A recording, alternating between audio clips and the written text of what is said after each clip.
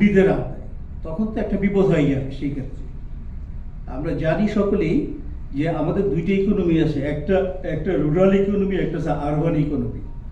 আমরা কিন্তু দেখতে পাচ্ছি যে রুরাল ইকোনমি কিন্তু আমাদের ইকোনমিটাকে টিকিয়ে রেখেছে। রুরাল ইকোনমি কিন্তু ভালো। আমরা যতটুকু আমরা দেখতে পাচ্ছি আমাদের বিজনেসের অভিজ্ঞতা থেকে রুরাল ইকোনমিটা ভালো।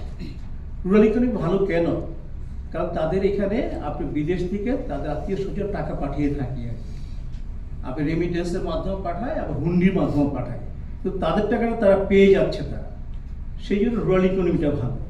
তো সুতরাং আমি বলবো যে রুরাল ইকোনমিটা ভালো রাখার জন্য যা যা কিছু করা প্রয়োজন, বিশেষ করে এনআরবি ফ্যামিলি যারা নাকি আছে তাদেরকে যদি বিভিন্ন ধরনের প্রণোদনা দেওয়া হয়, তাদেরকে যদি বিভিন্নভাবে প্রণোদনা, ফ্যামিলির কথা বলছি আমি, এদিকে এটা বলছি না যে আপনি ডলারের প্রাইসটা আপনি শুরুতেই 2 টাকা 3 টাকা বাড়িয়ে দেন, সেরকম না।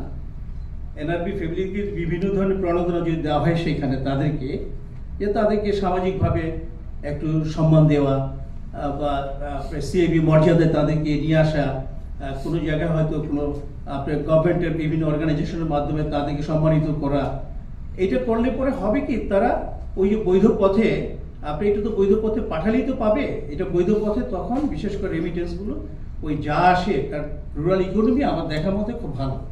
তো সুতরাং এই একটা ব্যাপার থাকলো। আর আমি মনে করি যে এই উদ্যোগটা অত্যন্ত অত্যন্ত ভালো, কিন্তু বাট এখানে আমাদের গভর্নর মহোদয় যেই শক্ত ভূমিকা সাধারণত রেখে থাকেন, উনি সেই ভূমিকাটা রাখবেন। কারণ ইতিমধ্যে কিন্তু আমরা যতটুকু জানি, আমি নিজের কানে শুনি নেই ওনার কথা, কিন্তু আমি শুনেছি যে এগ্রিগেটররা এটাকে এখন থেকে কয়েক মাস আগে এটাকে 130 টাকা, 35 টাকা, 150 টাকা পর্যন্ত নিয়ে যাবে, এমন একটা প্ল্যানও করেছিল।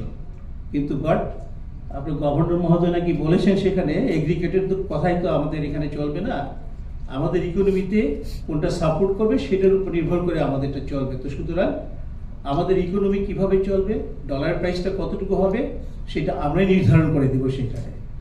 এবং কেউ কেউ কোনো ব্যাংক বা ব্যাংকের কিছু কিছু লোক সেখানে আবার ডলার প্রাইস 127 টাকা 28 টাকা পর্যন্ত উঠিয়ে নিয়ে গিয়েছিল, তখন উনি ইন্টারভেনশন করে সেটারে আপনি আবার তাদেরকে বুঝিয়ে সুঝিয়ে, আমি বলবো না যে ধমক দিয়ে, উনি বুঝিয়ে সুঝিয়ে রিকোয়েস্ট করে এটাকে আবার সেই 122 টাকার মধ্যে নিয়ে এসেছি।